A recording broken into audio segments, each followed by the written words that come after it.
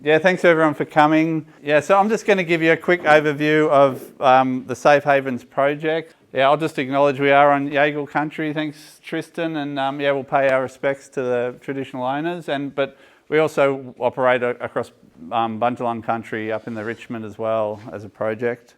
So a little bit about Nature Conservation Council. It's been operating how long, Kev? Since 1955, so it's been around a while. It's the voice for nature, but in the local area, so there's a bit of a history of projects through the hotspots. There's been a few workshops run, fire sticks, and then the main one around here, this Upper Coal Stream project. Some of you might have been involved in that. A lot of survey and bush regen, weed control was done under that. So it's a bit of a history there.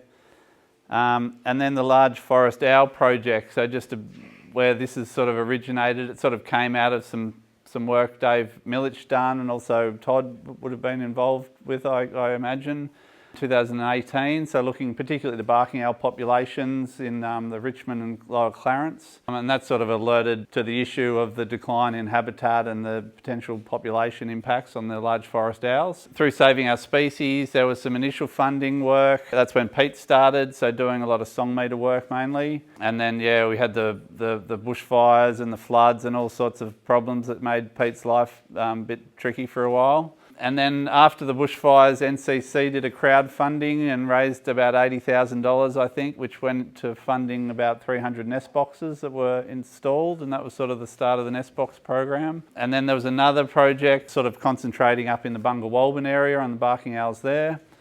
And then here we are here at the Safe Haven. So this is a much larger bucket of money that we've received. So we've got, Pete's been able to get us on to expand the work that he's been doing, and that's allowed us to do more work down here in the Clarence where we find ourselves. Basically our objective is we're working on the recovery and the management of large forest owls, particularly after the bushfires up in the Richmond, which wasn't as much of a big deal down here, but certainly up there was significant areas burnt, hot fires. And also we're looking at arboreal mammals, so obviously, we can't look at owls in isolation. They're part of the ecology, so we look at their prey and the whole sort of habitat. So we've got about 20 landholders involved, more than 6,500 hectares, and we're supported by the Environmental Trust grant. A lot of the survey work we do is this passive acoustic monitoring with song meters. That was started in 2019, but in the last 12 months we've had 50 monitoring sites active. Roughly half were impacted by fire and half weren't. We've got 5,000 plus survey nights and 15 species detected. Now Pete's going to go into the details of that, so I'm not going to go too much into it, but you can see the map and all our survey sites there. And this is a song meter which basically set to record for about 5 hours in the evening, so at the dawn and dusk sort of period when owls most frequently call.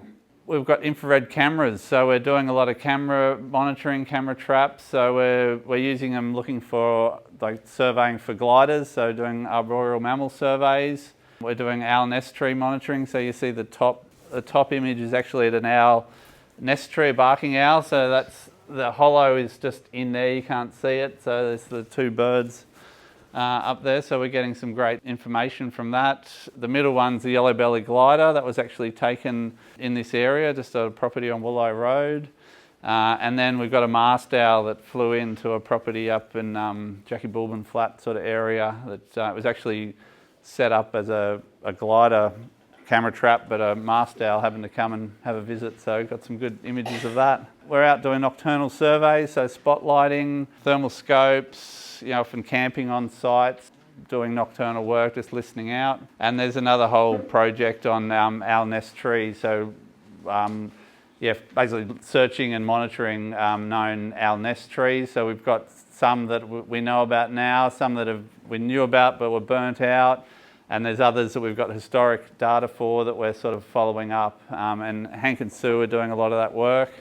Also acknowledge, Dave Millich, who isn't here today, who was going to talk. So he's a bit of an owl boffin, or very much so, and he's, a lot of his work over the last 10, 20 years is informing what we're doing, and yeah, a lot of these nest trees he's found or collated a lot of information, which is very helpful for us.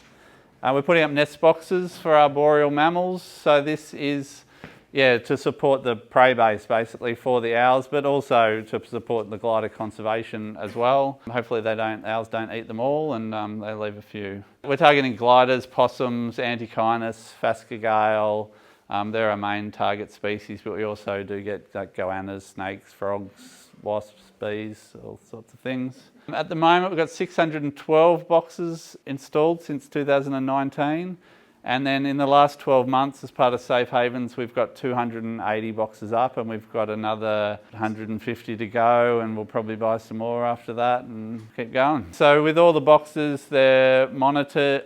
We've got a database basically. So each box that goes in, we've got GPS location, and we know the tree species, the diameter at breast height, the aspect, and we have a whole lot of information about each box that we collect, and so we have a big database, and then we're also monitoring, and we're adding to that into the database. So we've just done a monitoring round in autumn this year. 470 boxes were monitored. So we had about 72.5% of those were either occupied at the time or had evidence of use. Like usually, gliders will leave a leaf ball nest, and other species will, they bring in nesting material as an indication that it's being used. So we had really good success, and even some of the ones that had only been up for 6 to 9 months, so we're getting used. Like today, we'll go for a bit of a walk later. We put up boxes late last year, and we've already got gliders in them and nesting material, so it hasn't taken long. So and they're all the species that we're getting in boxes, and a few examples there. We've got squirrel gliders down the bottom there. I don't know, you get money if you can tell me how many there are there, but you can see 2 faces, but I'm pretty sure there's another one tucked in there too, and then a brush-tailed possum up the top. The other thing we're trialling is our nest boxes for owls. So you've got an example there. So they're hot off the press, like literally, they're printed plastic. We've been waiting for them all year, and they've arrived, so we'll be installing them. We've got 10 of them. They're a modular design. They go, you bolt that onto the tree basically. And we've got cameras, SIM-enabled cameras that we'll install, so we'll be able to just monitor them. They send photos to our phone, so we don't need to, we can just sit back and see who comes to visit. That'll be interesting because not many of large forest owls use these boxes. There's been, like barn owls have used artificial hollows, and I've heard some reports of powerful owls using them down in Victoria, but it's twice, yeah. So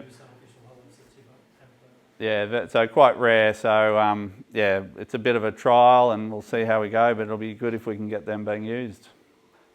Big trees, so important. So a lot of focus on this, on properties. We're mapping it on properties, gathering that information about size and also about their features, but looking at also the fuel loads around the base, the fire scars, and a lot of this information is informing future management and for landholders, so we can give advice on which trees are a priority for protection and what sort of works can be undertaken. So this is a massive body of work, and we could be doing this for many years, but at the moment, in the last 12 months, we've got 230 trees mapped in our database. We'll be doing a lot more of this over the course of the project.